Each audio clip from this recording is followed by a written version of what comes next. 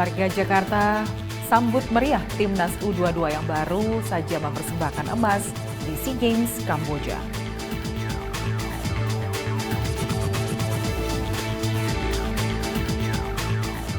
Presiden Joko Widodo bertolak ke Jepang untuk menghadiri KTT G7.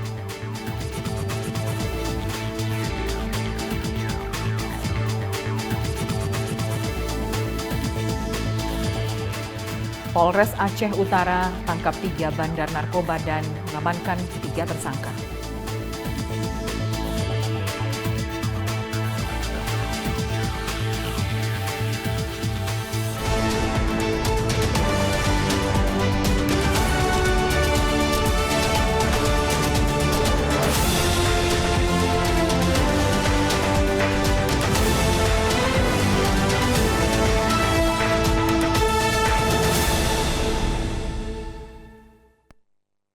Selamat siang pemirsa, saya Lydia Rotinsulu kembali menemani Anda dalam Presisi Siang edisi Jumat 19 Mei 2023. Selama 1 jam ke depan kami akan menghadirkan sejumlah informasi yang sudah kami siapkan untuk Anda. Inilah Presisi Siang selengkapnya.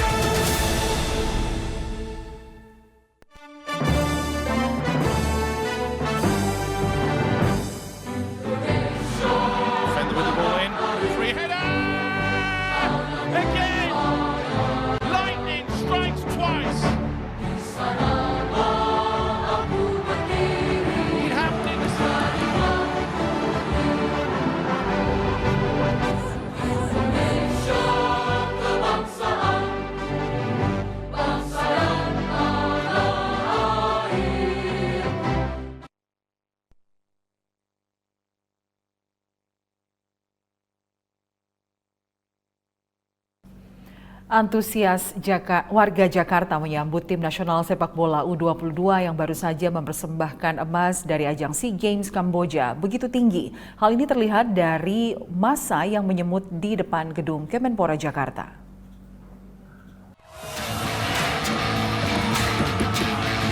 Sekitar pukul 8:30 waktu Indonesia Barat, bus rombongan timnas Indonesia tiba di gedung Kemenpora. Warga yang sudah berkerumun segera menyambut dengan sorak-sorai dan mengabadikan momen tersebut. Warga berkumpul mengenakan atribut sepak bola, membawa bendera Indonesia, dan menyanyikan yel-yel sebagai bentuk dukungan kepada timnas Indonesia. Yel-yel warga ini disambut rombongan timnas yang ikut bernyanyi dari atas bus.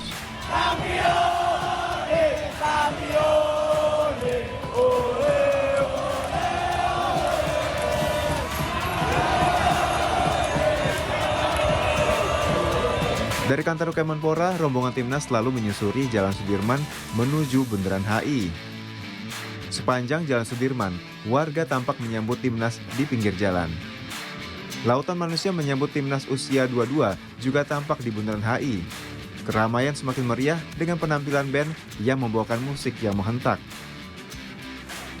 Arus lalu lintas di Bundaran HI sempat tersendat akibat antusias warga yang ingin melihat dari dekat timnas yang baru saja mempersembahkan emas sepak bola di SEA Games setelah 32 tahun.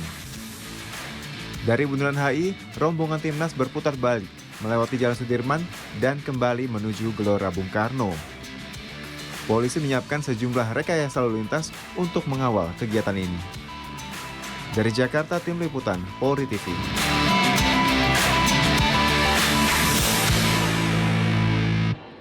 Dan untuk melihat seperti apa suasana terkini dari kemeriahan arak-arakan Timnas U22 setelah berhasil membawa pulang medali emas dalam pertandingan sepak bola di SEA Games Kamboja, kita sudah terhubung dengan reporter Polri TV Rahmadini yang akan melaporkan langsung dari Gelora Bung Karno. Ya, Dini, silakan dengan laporan Anda.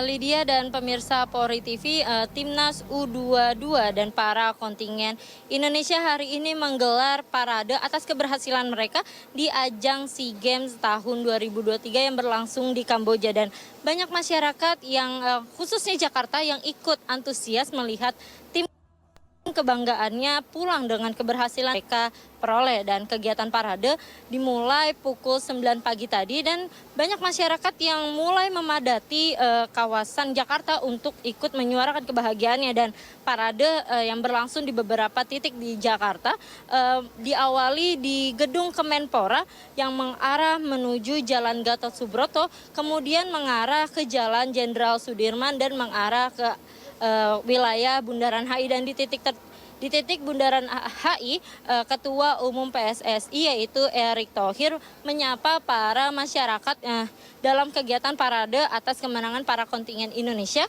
yang kemarin di ajang SEA Games 2023 di Kamboja, dan kegiatan parade akan diakhiri di Stadion Utama Gelora Bung Karno. Dan situasi saat ini di Stadion Gelora Bung Karno terpantau kegiatan perayaan kemenangan dari para kontingen telah selesai, dan atas informasi yang kita dapatkan tadi bahwa para kontingen dan para atlet telah sampai ke hotel untuk melakukan istirahat. Dan ketahui bahwa sebelumnya Indonesia menjadi negara yang ikut serta dalam berpartisipasi dalam ajang SEA Games di Kamboja, maksud kami, dengan memperoleh medali emas sekitar 87 medali dan 80 medali perak, itu 9 medali perunggu, dan atas keberhasilannya Indonesia berhasil berada di peringkat 3 dengan 8 cabang, yaitu seperti e-sport, wushu, tenis, dan juga voli. Dan ajang olahraga SEA Games berakhir dengan Vietnam yang berhasil memperingkati peringkat pertama dan Thailand yang memperingkati peringkat kedua. Dan kembali ke studio. Terima kasih Dini atas laporan Anda dan selamat kembali bertugas.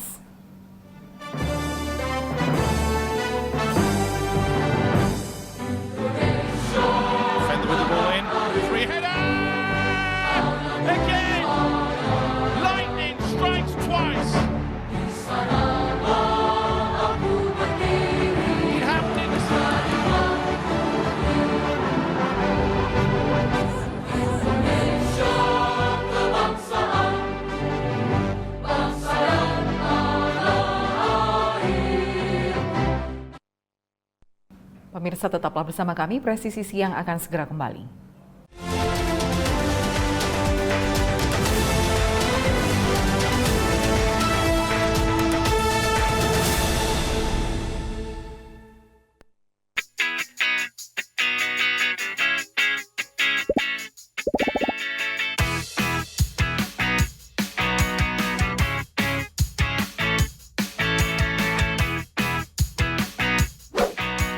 Informasi terhangat dari tanah air.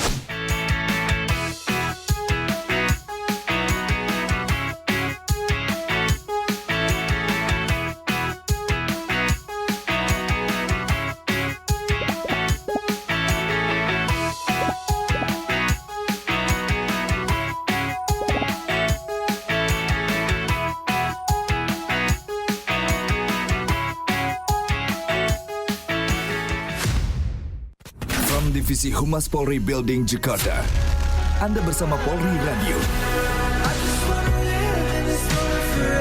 Download aplikasi Polri TV Radio di Google Play dan App Store atau follow sosial media @PolriTVRadio.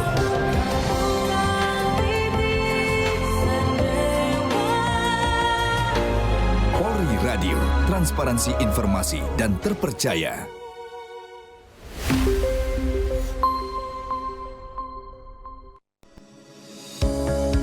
Tilang elektronik atau Electronic Traffic Law Enforcement atau ETLE telah resmi diluncurkan secara nasional 23 Maret 2021.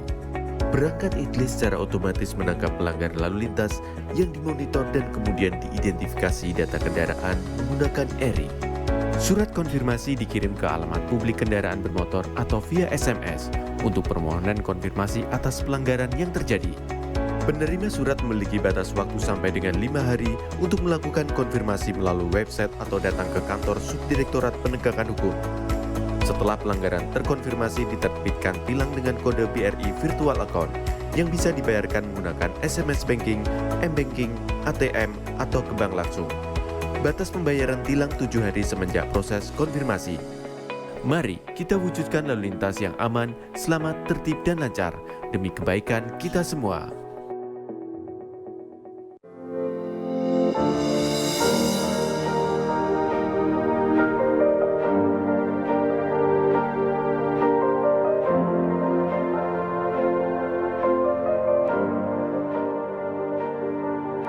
Silakan Anda memasukkan nomor induk kependudukan dan masukkan huruf dan angka yang sesuai dengan kolom kode CAPTA. Kemudian tekan tombol pengaduan. Silakan dilanjutkan dengan mengisi nomor handphone dan alamat email yang aktif Anda gunakan. Terdapat dua pilihan tujuan, yaitu Mabes dan Polda. Sedangkan tujuan Polres akan diakomodir melalui Poldanya. Silahkan masukkan nama dan alamat terlapor untuk mempermudah proses pelaporan Anda. Serta jangan lupa melampirkan dokumen penunjang laporan tersebut. Tekan tombol kirim aduan. Terima kasih, laporan Anda sudah kami terima. Untuk mengetahui perkembangan pelaporan yang sudah Anda buat, Anda dapat melakukan monitoring dengan cara menekan tombol cek status. Masukkan username berupa nomor induk kependudukan dan password yang telah dikirimkan melalui email yang sudah Anda daftarkan. Di dalam halaman dashboard, Anda bisa mengetahui berapa kali Anda sudah membuat laporan, informasi konsultasi, tujuan aduan Anda, isi dari aduan Anda, serta status aduan.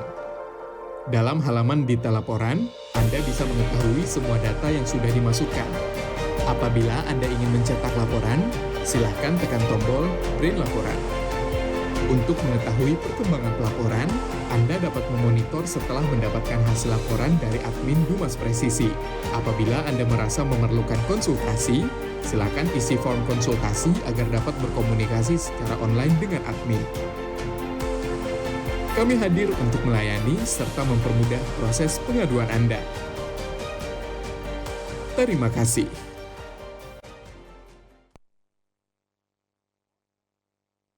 From Divisi Humas Polri Building Jakarta, Anda bersama Polri Radio.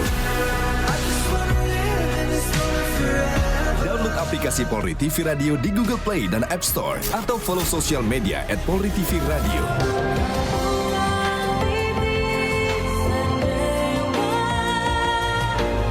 Polri Radio, transparansi informasi dan terpercaya.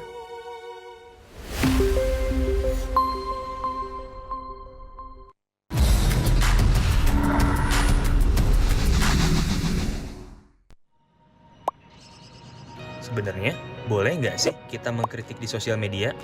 Jadi takut mau komen apa-apa di sosial media? Pastinya boleh aja sih. Mungkin kitanya aja yang nggak tahu aturan mengkritiknya. Halo Sobat Polri, mau tahu tips cara mengkritik di sosial media? Simak penjelasan berikut. Pertama, dilarang secara sengaja menyebarkan komentar berita bohong dan menyesatkan yang merugikan konsumen. Kedua, dilarang secara sengaja menyebarkan informasi yang ditujukan untuk menimbulkan rasa kebencian atau permusuhan individu. Ketiga, dilarang mengancam kekerasan dan menakut-nakuti yang ditujukan secara pribadi. Jadi, mengkritik itu boleh, sampaikan kritik yang bukan mengandung hinaan, hasutan, pencemaran nama baik, atau tindakan-tindakan tercela lainnya.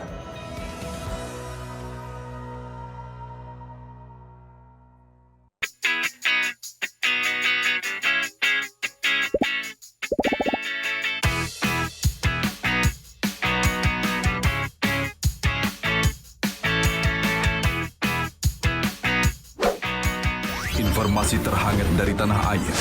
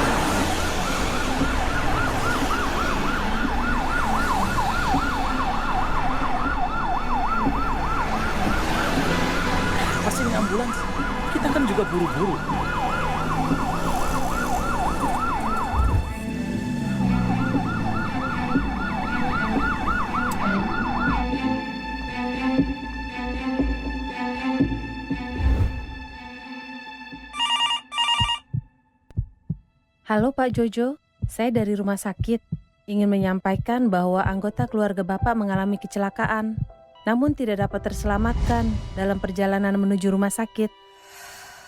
Mengutamakan kepentingan di jalan raya dengan memberikan jalan untuk ambulans, pemadam kebakaran atau kendaraan lain dengan ketentuan tertentu merupakan etika berkendara dan sudah diatur dalam Undang-Undang Nomor 22 Tahun 2009 tentang lalu lintas dan angkutan jalan. Utamakan tertib berlalu lintas. Mari saling peduli dan berempati. Keselamatan demi kemanusiaan.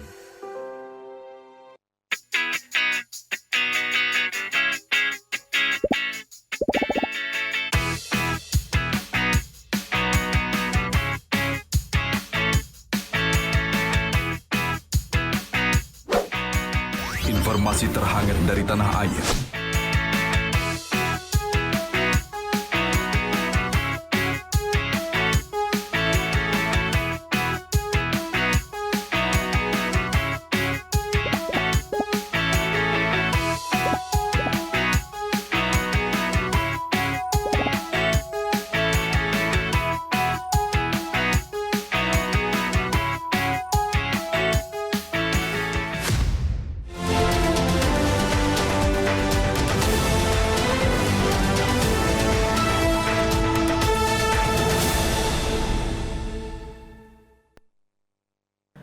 Presiden Joko Widodo dan Ibu Negara Iriana Joko Widodo bertolak ke Hiroshima, Jepang untuk menghadiri konferensi tingkat tinggi G7. KTT G7 di Jepang digelar pada tanggal 19 hingga 21 Mei. Kehadiran Presiden Joko Widodo di pertemuan ini dalam kapasitas sebagai undangan.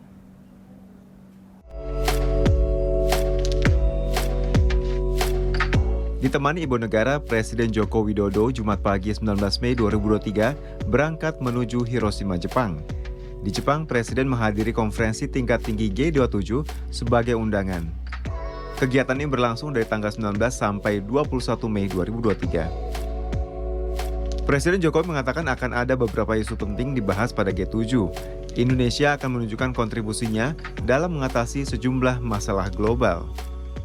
Ini saya bersama Ibu Negara dan delegasi terbatas akan berangkat ke Hiroshima di Jepang dalam rangka menghadiri undangan Presiden G7 yaitu Perdana Menteri Kishida Jepang. Di dalam pertemuan G7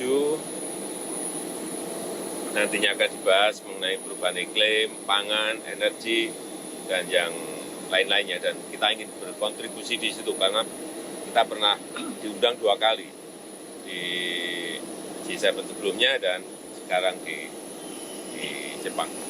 Kita akan membawa suara dari Global South yang intinya negara-negara berkembang harus didengarkan. Bukan hanya negara-negara maju dan negara-negara besar saja, tapi negara-negara berkembang harus didengarkan di dalam forum itu. Selain menghadiri KTT G7, Presiden Jokowi dijadwalkan akan bertemu pemimpin dari sejumlah negara, antara lain dengan Jepang, Korea Selatan, Inggris, Prancis, dan Australia. Satuan Reserse Narkoba Polres Aceh Utara, Polda Aceh mengungkap peredaran narkoba jenis sabu seberat 12 kg. Selain itu, dari pengungkapan ini, 3 tersangka merupakan bandar narkoba juga turut diamankan. DA, FA, dan RA, warga Kecamatan Pantai Raja, Kabupaten Pidijaya Aceh ini diamankan polisi. 2 diantaranya ditangkap saat penggerebekan di wilayah Aceh Utara. Penggerebekan dilakukan sebagai tindak lanjut informasi warga yang melaporkan adanya transaksi sabu dalam jumlah besar. DA dan FA diamankan di lokasi penggerebekan, sedangkan RA ditangkap berdasarkan hasil pemeriksaan DA dan FA. Dari DA dan FA diamankan barang bukti 5 bungkus sabu, sedangkan dari RA diamankan barang bukti 7 bungkus sabu yang ditanam di kebun belakang rumahnya. Pengungkapan kasus ini berpotensi menyelamatkan 120.000 jiwa dari ancaman bahaya narkoba. Pengungkapan kasus tindak pidana narkoba jenis sabu dengan total barang bukti sejumlah 12 kg dengan tersangka 3 orang. Yang dimana ini merupakan suatu keberhasilan dari kerjasama antara Satreskrim Narkoba Polres Aceh Utara dengan tim sus Direktorat Narkoba Polda Aceh. Akibat perbuatannya, 3 tersangka dijerat dengan pasal 114 ayat 2, Jo pasal 112 ayat 2, Jo pasal 132 ayat 1, Undang-Undang Republik Indonesia Nomor 35 Tahun 2009 tentang narkotika dengan ancaman pidana maksimal hukuman seumur hidup dan atau hukuman mati. Tim Humas Polresta Aceh Utara Polda Aceh melaporkan untuk Polri TV.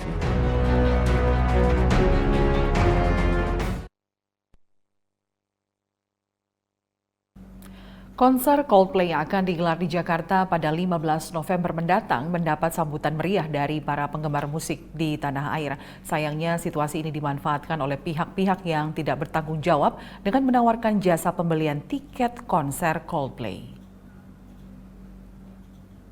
Bareskrim Polri menerima aduan masyarakat yang merasa tertipu. Para korban ini tergiur dengan tawaran tiket Coldplay di media sosial Twitter. Korban sudah mentransfer sejumlah uang sesuai dengan yang diminta oleh penyedia jasa di Twitter, namun tiket tak kunjung tiba. Padahal para korban telah mentransfer uang lebih mahal dari harga resmi tiket konser Coldplay.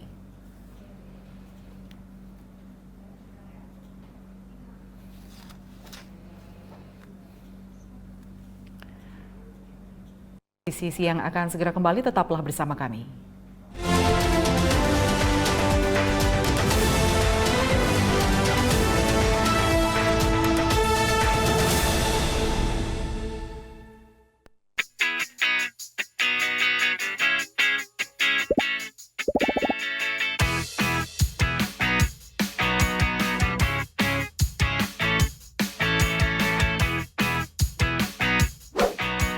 Informasi terhangat dari tanah air.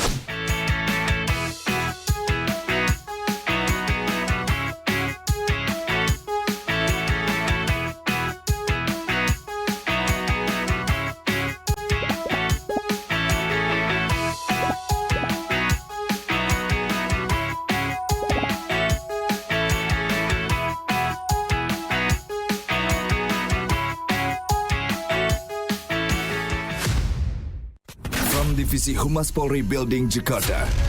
Anda bersama Polri Radio.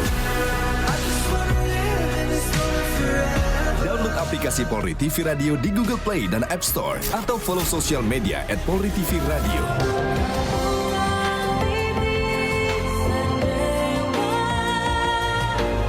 Polri Radio, transparansi informasi dan terpercaya.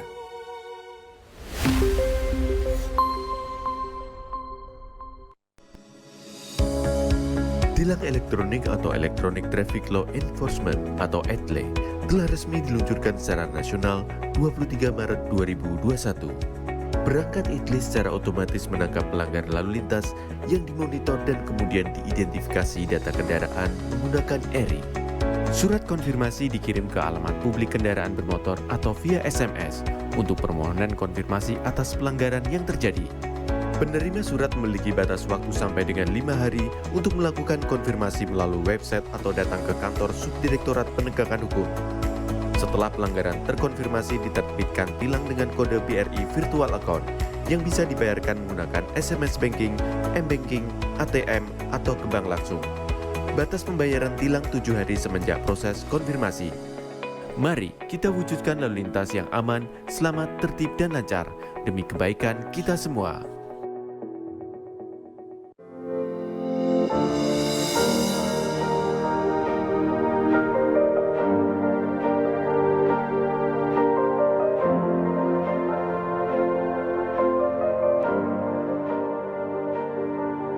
Silakan Anda memasukkan nomor induk kependudukan dan masukkan huruf dan angka yang sesuai dengan kolom kode CAPTA.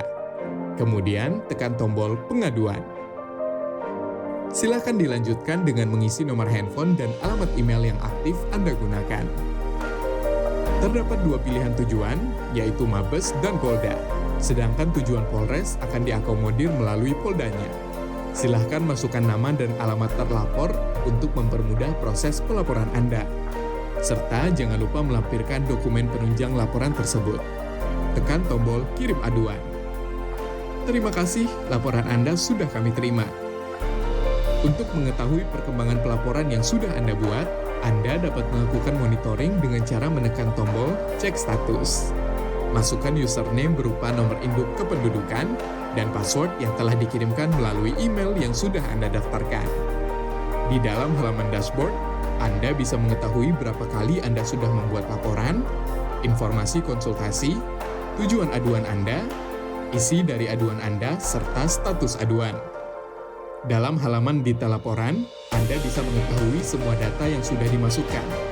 Apabila Anda ingin mencetak laporan, silakan tekan tombol print laporan. Untuk mengetahui perkembangan pelaporan, Anda dapat memonitor setelah mendapatkan hasil laporan dari admin Dumas Presisi.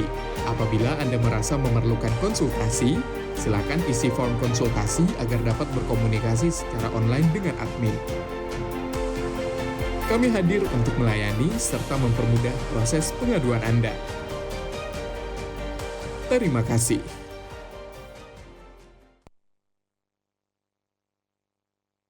From Divisi Humas Polri Building Jakarta, Anda bersama Polri Radio. Download aplikasi Polri TV Radio di Google Play dan App Store atau follow sosial media @PolriTVRadio.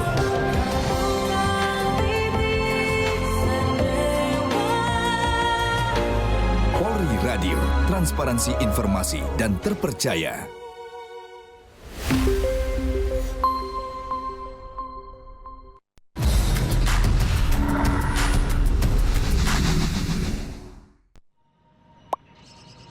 Sebenarnya, boleh nggak sih kita mengkritik di sosial media? Jadi takut mau komen apa-apa di sosial media? Pastinya boleh aja sih. Mungkin kitanya aja yang nggak tahu aturan mengkritiknya. Halo Sobat Polri, mau tahu tips cara mengkritik di sosial media? Simak penjelasan berikut. Pertama, dilarang secara sengaja menyebarkan komentar berita bohong dan menyesatkan yang merugikan konsumen.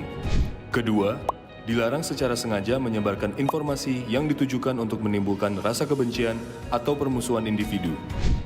Ketiga, dilarang mengancam kekerasan dan menakut-nakuti yang ditujukan secara pribadi. Jadi, mengkritik itu boleh. Sampaikan kritik yang bukan mengandung hinaan, hasutan, pencemaran nama baik, atau tindakan-tindakan tercela lainnya.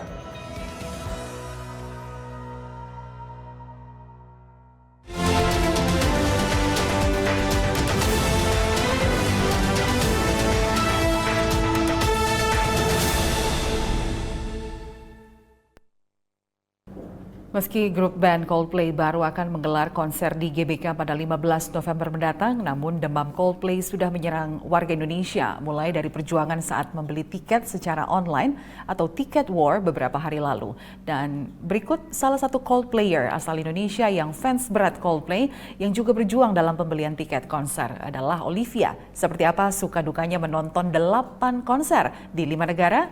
Kita simak informasi berikut ini.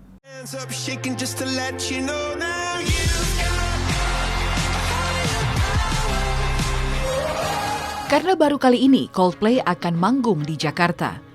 Salah satu fans berat atau dikenal dengan sebutan Coldplayer yang sering menonton konser live Coldplay ini adalah seorang perempuan tangguh, Olivia Marbun. Kenapa tangguh? Karena dari ceritanya, Olive punya banyak pengalaman menonton konser Coldplay hingga 8 kali di 5 negara. Mulai 2006, 2009, dan 2017 di Singapura, belum lagi tahun 2012 di Ceko dan Polandia, dan Australia tahun 2016, dan juga di India. Berbagai pengalaman seru berburu tiket online dan juga pengalaman susah senang solo trip ke negara penyelenggara konser pun sudah dialaminya.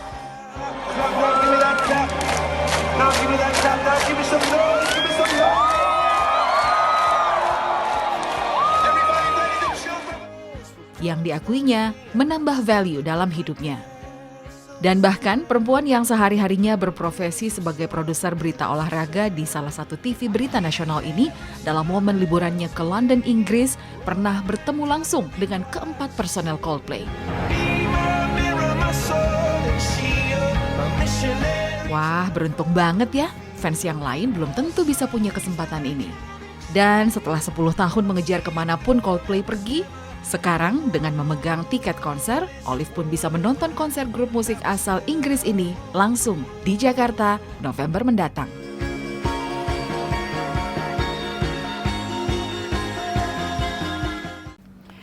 Dan untuk berbincang dengan salah satu Coldplayer asal Indonesia, kita sudah terhubung dengan Olivia Marbun. Ya, halo Olive, selamat siang. Halo, selamat siang. Ya, jadi kita dengar ceritanya 8 konser di 5 negara. Nah, gimana nih sebagai Coldplayer ini, perasaannya gimana? Coldplay akhirnya mengadakan konser di Jakarta, di GBK. Ya, yang pasti senang banget ya, kayaknya karena ini tuh kayak jadi puncak dari penantian banyak fans Coldplay di Indonesia gitu. Dan kalau teman-teman bilang sih, ya ampun Liv, lu tuh udah ngejar-ngejar mereka kemanapun, tapi akhirnya Coldplay tuh datang juga ke negara sendiri gitu setelah mereka terbentuk sekitar 96 begitu ya, dan mulai konser itu sekitar 2001 di Singapura. Saat itu mereka masih showcase, masih join dengan band yang lain begitu, dan sekarang sampai detik ini konser mereka tuh masih diburu oleh banyak orang segala usia. Jadi rasanya tuh apa ya, punya mengidolai mereka sampai sepanjang ini, selama ini begitu, dan akhirnya mereka datang tuh rasanya happy banget. Oke, nah kemudian bicara tentang perburuan tiket ya beberapa hari lalu, ataupun bahkan saat ini masih mencari tiket, cerita Olive di balik ya, perjuangan mendapatkan tiket konser itu seperti apa? Iya, jadi konser untuk di 15 November nanti itu sudah dibuka pada pre-sale-nya itu pada hari Rabu kemarin, dan aku juga join di situ. War juga. War ini sebenarnya Coldplay dari 2017 saat mereka ke Singapura itu sudah muncul, yang budaya War ini udah muncul. Dan saat itu juga aku ikut juga, dapat juga tiketnya walau memang banyak nitip juga ya. Dan Rabu kemarin udah pakai banyak gadget dan nitip sana sini juga, teman-teman banyak banget yang nggak dapat, tapi akhirnya memang dapat juga akhirnya dari adikku. Dan kita sama-sama akan nonton nanti tanggal 15. Dan hari ini itu ada penjualannya untuk publik, general sale. Tadi ikut juga karena memang ingin membantu teman-teman dan saudara juga yang pengen banget nonton dan kesusahan. Jadi kita saling bantu, benar-benar saling nitip-menitip begitu ya, karena memang sangat susah, karena sekitar 1 menit itu benar-benar kita harus tahu tips and triknya seperti apa begitu. Jadi memang untuk yang satu ini sangat susah. Jadi bisa dibilang Coldplay mempersatukan kita gitu ya dalam urusan nitip-menitip membeli tiket ya, Olive ya? Betul ya. Nah, kemudian di kelas mana nih atau kategori mana tiket yang sudah dikantongi Olive? Ya, aku selalu nonton di festival freestanding, jadi yang berdiri. Tentunya nanti harus antri, jadi tapi aku siap sih, karena memang aku suka ada effort seperti itu ya. Jadi pergi kemanapun sebelumnya, di negara sebelumnya juga aku siap untuk antri. Sangat larut, dari jam 4 pagi pernah, jam 2 pagi pernah, jam 5 pagi pernah gitu. Jadi siap untuk antri lagi gitu. Mungkin bisa diceritakan konser mana di negara mana yang paling berkesan, karena kalau saya dengar itu antri untuk di kelas festival itu bahkan dari jam 2 subuh seperti itu agar bisa dapat di paling depan ya, biar bisa langsung hadap-hadapan dengan keempat personil Coldplay. Ceritanya seperti apa? Yang paling berkesan mungkin pada saat pergi sendiri, saat itu solo trip ke Eropa ya. Saat itu 2 negara, ke Praha, Ceko, dan juga ke Warsaw di Polandia. Saat itu pilihnya standing, berdiri, dan satu lagi tribun. Karena ingin melihat dari angle yang berbeda. Karena Coldplay ini selalu di stadion. Jadi kita pengen banget melihat dari view yang beda, bisa melihat seluruh penonton begitu. Jadi di Praha itu untuk pertama kalinya aku kepikiran untuk antri dari subuh. Jadi itu mungkin cukup berkesan buat aku, karena juga aku ada teman juga di sana juga. Jadi kebetulan dia juga setuju untuk oke, ayo kita berangkat dari jam 4 pagi. Dan dari jam 4 pagi itu ternyata hanya kita berdua yang sudah tiba di stadion dari jam 4 pagi. Sampai kita tuh benar-benar berfoto setiap jam karena ingin mengabadikan momen itu. Dan petugas pun tidak ada, masih sepi. Terus dan saat itu malam minggu ya, jadi banyak sekali warga-warga di Praha juga yang melewati stadion dan melihat kita sudah ada di luar. Itu mereka yang kayak, ngapain nih kalian tuh ngapain gitu. Dan ternyata warga Praha sendiri baru muncul itu pada jam 8 pagi. Jadi kita 4 jam itu sangat benar-benar hanya berdua aja. Dan bawa selimut juga, bawa peralatan juga, dan ganti-gantian untuk beli makan. Dan Coldplay baru bangun jam 9 malam. Itu di tahun 2012. Kemudian di tahun 2016 di Australia itu aku bersama teman-teman Indonesia. Di situ aku ceritain pengalaman bahwa kita harus antri dari pagi karena persaingannya cukup ketat kayaknya kalau di Australia. Jadi di situ aku maju lagi, lebih pagi lagi. Jadi jam 2 pagi kita udah tiba di stadion dan itu pun antrinya ke-12. Jadi benar-benar wow banget. Jadi di Australia saat itu juga sudah banyak yang antri gitu. Kita bawa peralatan lah untuk tiduran dulu di depan tuh ada taman begitu ya. Di taman dulu sebelum nanti gate-nya dibuka pada pukul 7 pagi. Ya, berarti segala sesuatu itu dipersiapkan agar mendapatkan posisi yang paling baik ya untuk menonton para idola. Nah, kemudian Olive, Anda juga ternyata pernah bertemu dengan keempat personil ini. Itu ceritanya seperti apa? Jadi tidak hanya menonton, tapi Anda juga sudah ketemu dengan mereka semua. Iya. Ya itu kejadiannya di tahun 2013, saat itu ke London, sebenarnya bukan untuk Coldplay, tapi untuk urusan yang lain gitu. Tapi memang saya kepikiran saat itu untuk mendatangi studio mereka. Tapi jujur saat itu mereka tuh lagi membuat album. Dan studio mereka itu sebenarnya tidak hanya di London, tapi juga ada di Amerika, ada di tempat yang lain. Jadi sebenarnya saya pun nggak tahu gitu posisi mereka tuh ada di mana. Dan saat datang ke daerah studio itu tidak bawa apapun, nggak bawa CD, nggak bawa apapun. Hanya memang di sebelahnya itu ada restoran dan pengen mencicipi aja, pengen ke situ aja lah gitu. Nggak terlalu nunggu juga dan sepi sekali di situ ya, tidak ada orang. Tapi kemudian tiba-tiba studio mereka itu ada 2, jadi berseberangan. Ketika saya sudah mau pulang, mau balik, karena memang terlihatnya memang tidak ada apa-apa juga gitu, memang hanya mau ke restoran itu. Tiba-tiba ada pintu terbuka dan ada 2 orang yang keluar dan sangat kaget sekali. Ada gitarisnya dan ada basis yang keluar duluan gitu. Kemudian muncul lagi basisnya yang keluar. 3 orang. Kemudian saya tanya vokalisnya di mana, yaitu Chris Martin. Dia bilang kayaknya belum datang gitu. Kita sempat ngobrol. Kemudian keesokan harinya saya berpikir untuk wow, ini saya sudah ketemu 3 orang. Jadi harus ketemu yang satu lagi nih. Pentolannya banget gitu. Terus saya datang lagi ke daerah situ, saat itu hujan dan segala macam. Kemudian tiba-tiba lewat seorang pria menggeret-geret, dia naik motor gitu ya, naik skuter begitu, tapi mesinnya sudah dimatikan. Dan dia pakai helm, matanya terlihat, dan di situ saya feeling ini Chris Martin. Saya langsung panggil dia, Chris gitu. Terus dia langsung bilang iya, dan di situ saya sangat kaget dan terkejut bahwa memang pria ini adalah Chris Martin. Terus saya bilang bahwa saya datang dari Indonesia, saya ingin ketemu kalian semua gitu, dan dia sangat terharu begitu. Terus dia bilang tunggu ya, saya mau parkir dulu di studio, nanti saya datang lagi. Dan benar, dia menepati janji. Sekitar 10 menit dia keluar, dan akhirnya kita ada ngobrol-ngobrol sedikit, cerita tentang Indonesia. Itu sekitar 10 tahun lalu. Dan 10 tahun kemudian gitu ya, dia datang ke sini gitu. Ya, dan bahkan bukan hanya Chris Martin sendiri, tapi Olive juga udah ketemu dengan ayahnya Chris Martin ya. Wow, benar-benar fans berat banget ini. Iya. Jadi ayahnya Chris Martin itu seseorang yang selalu mengikuti anaknya tour. Oh, begitu ya. Mr. Anthony Martin. Jadi saat itu di Australia di tahun 2016, di situ pun kita lagi jalan aja biasa dengan teman-teman. Kemudian sosok pria bapak ini lewat, dan karena saya mengenal sosoknya, saya tahu sosoknya, jadi saya bilang bahwa wow, itu bapaknya Chris Martin lewat. Terus kita langsung deketin dia, Mr. Anthony. Dia bingung, ya?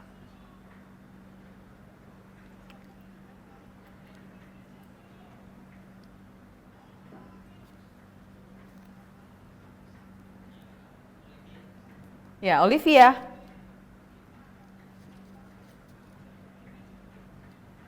Oke, nampaknya kita ada gangguan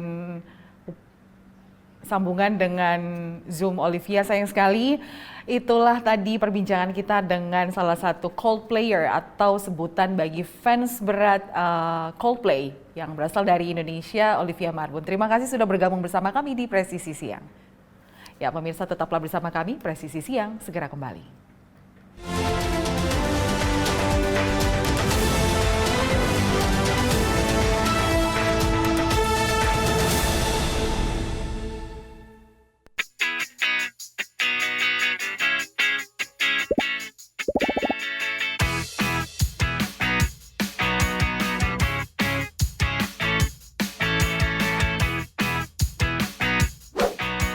Informasi terhangat dari tanah air.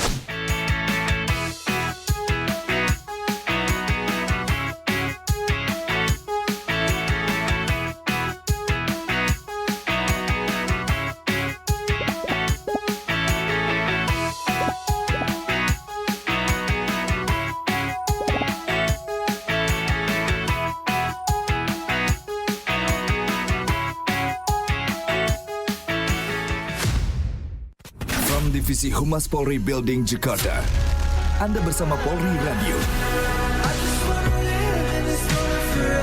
Download aplikasi Polri TV Radio di Google Play dan App Store atau follow sosial media @PolriTVRadio.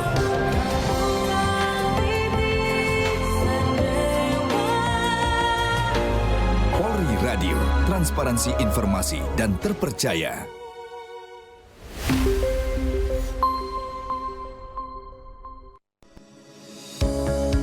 Tilang elektronik atau Electronic Traffic Law Enforcement atau ETLE telah resmi diluncurkan secara nasional 23 Maret 2021. Perangkat ETLE secara otomatis menangkap pelanggar lalu lintas yang dimonitor dan kemudian diidentifikasi data kendaraan menggunakan ERI. Surat konfirmasi dikirim ke alamat publik kendaraan bermotor atau via SMS untuk permohonan konfirmasi atas pelanggaran yang terjadi. Penerima surat memiliki batas waktu sampai dengan 5 hari untuk melakukan konfirmasi melalui website atau datang ke kantor Subdirektorat Penegakan Hukum. Setelah pelanggaran terkonfirmasi, diterbitkan tilang dengan kode BRI Virtual Account yang bisa dibayarkan menggunakan SMS Banking, M-Banking, ATM, atau ke bank langsung. Batas pembayaran tilang 7 hari semenjak proses konfirmasi. Mari kita wujudkan lalu lintas yang aman, selamat, tertib, dan lancar demi kebaikan kita semua.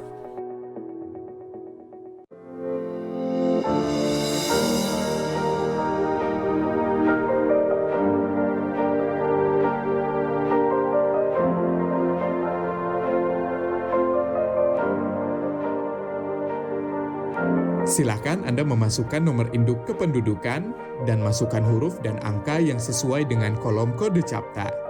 Kemudian tekan tombol pengaduan. Silakan dilanjutkan dengan mengisi nomor handphone dan alamat email yang aktif Anda gunakan. Terdapat 2 pilihan tujuan, yaitu Mabes dan Polda. Sedangkan tujuan Polres akan diakomodir melalui Poldanya. Silahkan masukkan nama dan alamat terlapor untuk mempermudah proses pelaporan Anda. Serta jangan lupa melampirkan dokumen penunjang laporan tersebut. Tekan tombol kirim aduan. Terima kasih, laporan Anda sudah kami terima. Untuk mengetahui perkembangan pelaporan yang sudah Anda buat, Anda dapat melakukan monitoring dengan cara menekan tombol cek status. Masukkan username berupa nomor induk kependudukan dan password yang telah dikirimkan melalui email yang sudah Anda daftarkan. Di dalam halaman dashboard, Anda bisa mengetahui berapa kali Anda sudah membuat laporan, informasi konsultasi, tujuan aduan Anda, isi dari aduan Anda, serta status aduan. Dalam halaman detail laporan, Anda bisa mengetahui semua data yang sudah dimasukkan. Apabila Anda ingin mencetak laporan, silahkan tekan tombol print laporan. Untuk mengetahui perkembangan pelaporan, Anda dapat memonitor setelah mendapatkan hasil laporan dari admin Humas Presisi. Apabila Anda merasa memerlukan konsultasi, silakan isi form konsultasi agar dapat berkomunikasi secara online dengan admin. Kami hadir untuk melayani serta mempermudah proses pengaduan Anda. Terima kasih.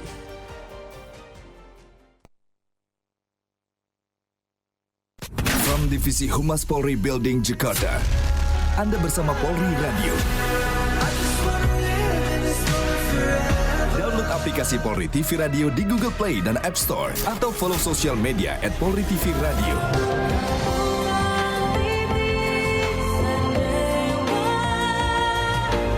Polri Radio, transparansi informasi dan terpercaya.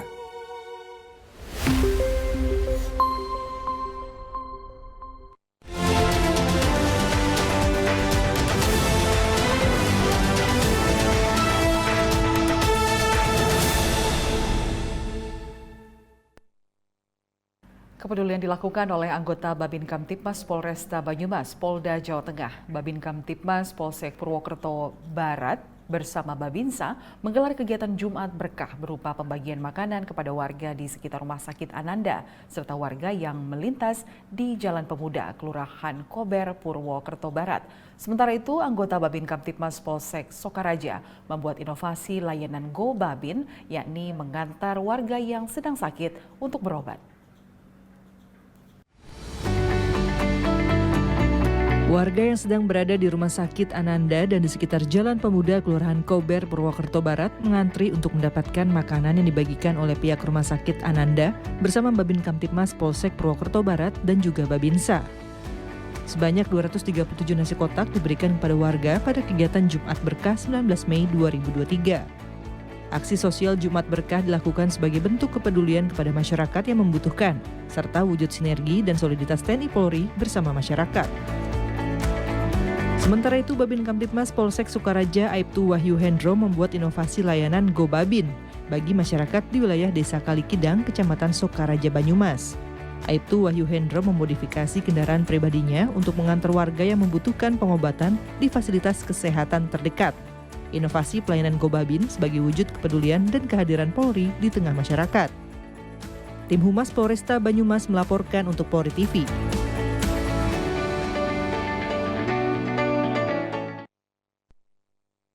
Pemirsa, Bribka Hamdani Ismail, Babin Kamtibmas Wonggi, Polres Mapi, Polda Papua bersama Mama-Mama Papua belajar tata cara pembuatan bahan makanan pokok masyarakat Papua yaitu sagu sambil menyampaikan imbauan Kamtibmas.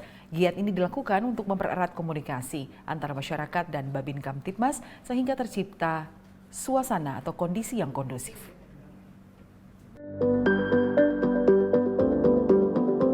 Bribka Hamdani Ismail, Babin Kamtibmas Wonggi, Polres Mapi, Polda Papua bersama Mama Papua belajar tata cara pembuatan bahan makanan pokok masyarakat Papua yaitu sagu sambil menyampaikan himbauan Kamtibmas.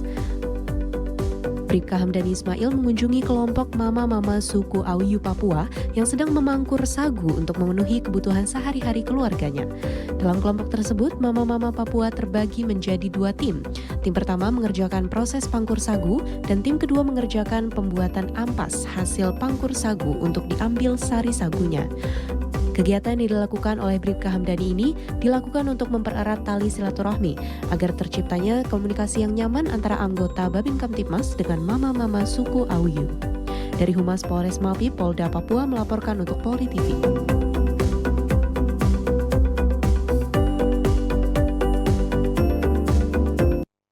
Tetaplah bersama kami, Presisi Siang segera kembali.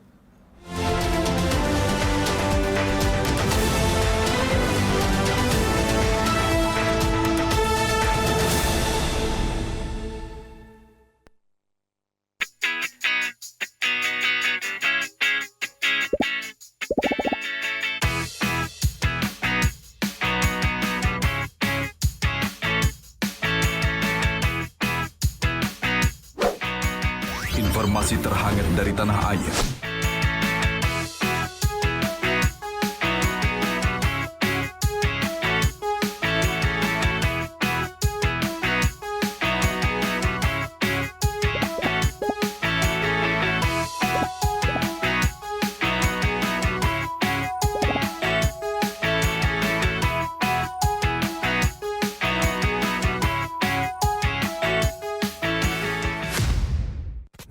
Divisi Humas Polri Building Jakarta. Anda bersama Polri Radio. Download aplikasi Polri TV Radio di Google Play dan App Store atau follow sosial media @PolriTVRadio.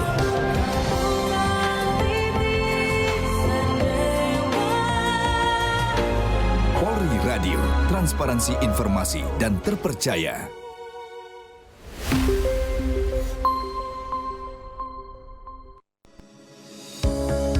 Tilang elektronik atau Electronic Traffic Law Enforcement atau ETLE telah resmi diluncurkan secara nasional 23 Maret 2021. Perangkat ETLE secara otomatis menangkap pelanggar lalu lintas yang dimonitor dan kemudian diidentifikasi data kendaraan menggunakan ERI. Surat konfirmasi dikirim ke alamat publik kendaraan bermotor atau via SMS untuk permohonan konfirmasi atas pelanggaran yang terjadi.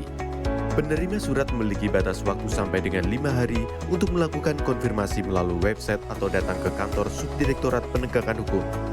Setelah pelanggaran terkonfirmasi, diterbitkan tilang dengan kode BRI Virtual Account yang bisa dibayarkan menggunakan SMS Banking, M-Banking, ATM, atau ke bank langsung. Batas pembayaran tilang 7 hari semenjak proses konfirmasi. Mari kita wujudkan lalu lintas yang aman, selamat, tertib, dan lancar demi kebaikan kita semua.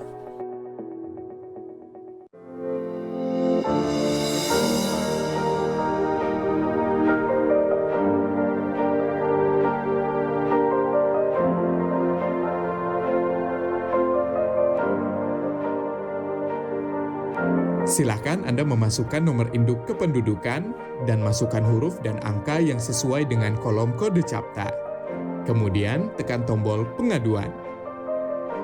Silakan dilanjutkan dengan mengisi nomor handphone dan alamat email yang aktif Anda gunakan. Terdapat 2 pilihan tujuan, yaitu Mabes dan Polda. Sedangkan tujuan Polres akan diakomodir melalui Poldanya. Silahkan masukkan nama dan alamat terlapor untuk mempermudah proses pelaporan Anda. Serta jangan lupa melampirkan dokumen penunjang laporan tersebut. Tekan tombol kirim aduan. Terima kasih, laporan Anda sudah kami terima. Untuk mengetahui perkembangan pelaporan yang sudah Anda buat, Anda dapat melakukan monitoring dengan cara menekan tombol cek status. Masukkan username berupa nomor induk kependudukan dan password yang telah dikirimkan melalui email yang sudah Anda daftarkan. Di dalam halaman dashboard, Anda bisa mengetahui berapa kali Anda sudah membuat laporan, informasi konsultasi, tujuan aduan Anda, isi dari aduan Anda, serta status aduan. Dalam halaman detail laporan, Anda bisa mengetahui semua data yang sudah dimasukkan. Apabila Anda ingin mencetak laporan, silakan tekan tombol print laporan. Untuk mengetahui perkembangan pelaporan, Anda dapat memonitor setelah mendapatkan hasil laporan dari admin Humas Presisi. Apabila Anda merasa memerlukan konsultasi, silakan isi form konsultasi agar dapat berkomunikasi secara online dengan admin. Kami hadir untuk melayani serta mempermudah proses pengaduan Anda. Terima kasih.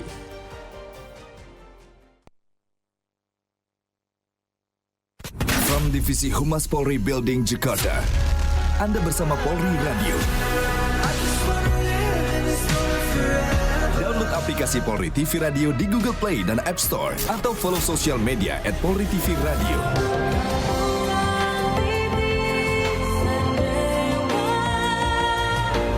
Polri Radio, transparansi informasi dan terpercaya.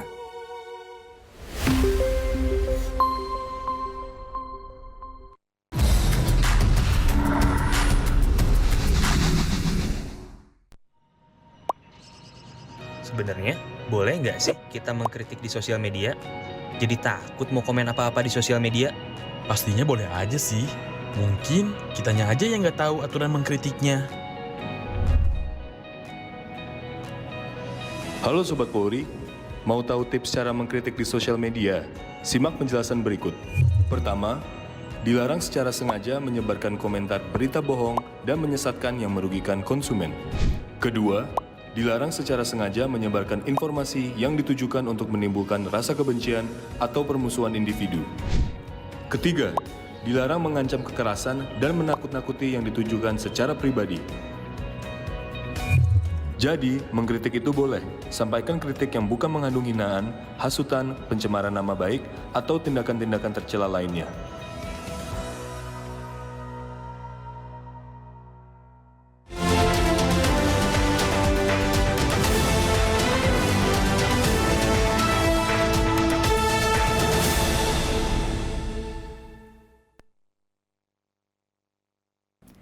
Dedolarisasi atau mengurangi ketergantungan terhadap dolar Amerika Serikat semakin marak, termasuk Indonesia yang sudah melangkah membuat perjanjian dengan Korea Selatan. Sebagian analis menilai aksi anti dolar ini tidak akan bertahan, tetapi ada pula yang menilai kali ini akan terus menguat. Selengkapnya kita ikuti laporan tim VOA berikut ini. Bank Indonesia dan Bank of Korea telah sepakat menggunakan mata uang lokal untuk transaksi bilateral. Namun untuk memperluas kerjasama seperti ini dengan negara lain termasuk Tiongkok bukan hal mudah. China saya kira hitung-hitungannya itu nanti harus lebih detail ya. Karena menyangkut perdagangan di bahan mentah. Itu yang dominasi dolar Amerika masih cukup kuat. Negara-negara seperti Rusia, Tiongkok, dan India juga sudah menggunakan mata uang lokal untuk transaksi di antara mereka. Aksi membuang dolar ini akibat kebijakan Amerika menerapkan sanksi pada Rusia. Present moment, the reason we're hearing this discussed so much is directly linked to part of the Western response to Russia's invasion. And so effectively what's happening is the United States and its allies are using their control, their legal control over financial networks, using predominantly the dollar as the world's key international currency that's used to settle trade, pay for goods, right, exchanged across borders, as well as other international roles as well. The dollar. Aksi meninggalkan dolar bukan hal baru. Tahun 2010, Tiongkok mulai mengizinkan Bank of China di New York untuk melakukan pertukaran mata uang dengan yuan dan mulai membeli minyak menggunakan yuan dengan jaminan emas. Dalam pernyataannya kepada media April lalu, Menteri Keuangan Amerika Serikat Janet Yellen mengakui resiko penerapan sanksi finansial akan mendorong Rusia, Tiongkok maupun Iran mencari mata uang alternatif karena akses dolar yang terbatas. Namun Yellen tetap optimistis karena posisi dolar yang sudah mengakar dan paling liquid. Selain itu, menurut Yellen, maraknya aksi membuang dolar juga menunjukkan efektivitas sanksi. Meski demikian, menurut analis, ada kemungkinan suatu saat dolar akan ambruk jika pemerintah Amerika Serikat tidak segera mengubah strategi. The way that U.S. policy fits into this, it makes countries more willing to pay some financial cost to de-dollarize. There's people who've been skeptical of de-dollarization and many who are correct when they point out that to do commercial transactions, it's generally cheaper to use the dollar than to use any other currency. But I think one of the lessons from the U.S. experience of sanctions on Russia is that it's very hard to use sanctions effectively against large economies like Russia or China. Wacana dedolarisasi juga meluas hingga ke sekutu Amerika Serikat. Presiden Prancis Emmanuel Macron sepulang dari Beijing April lalu juga mulai mempertanyakan ketergantungan negara-negara Eropa terhadap dolar. Sementara India mulai mempromosikan mata uangnya untuk transaksi internasional. Brasil dan Argentina berupaya mengajak negara-negara Amerika Latin untuk menggunakan mata uang lokal dalam transaksi regional. Begitu pula dengan Indonesia. Sebagai Ketua ASEAN 2023 semakin gencar mendorong negara-negara ASEAN untuk menggunakan mata uang lokal dalam transaksi regional. Dari Washington DC, Yuni Salim dan Virginia Gunawan, tim VOA. Informasi dari Amerika Serikat tadi sekaligus menutup jumpa kita dalam Presisi Siang hari ini. Saya Lydia Rotinsulu, terima kasih atas kebersamaan Anda. Selamat siang, salam presisi.